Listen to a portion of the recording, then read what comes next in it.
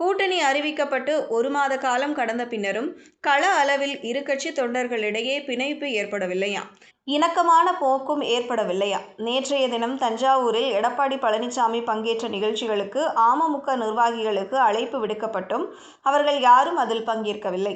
அதாவது எடப்பாடி மேடையில் ஏற தினகரன் இன்னும் அனுமதி அளிக்கவில்லை என்பதே அவர்களின் பதிலாக உள்ளது.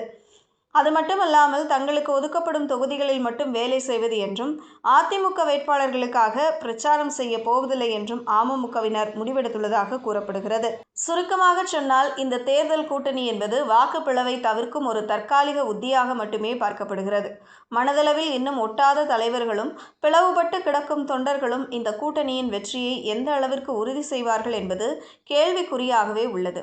சமூக ஆதரவை ஒருங்கிணைப்பதில் தினகரனின் தாக்கம் இருந்தாலும் அதிமுகவின் உட்கட்சி பாதுகாப்பும் தினகரன் மீதான நம்பிக்கையற்ற தன்மையுமே தற்போது மேலோங்கி நிற்கிறது.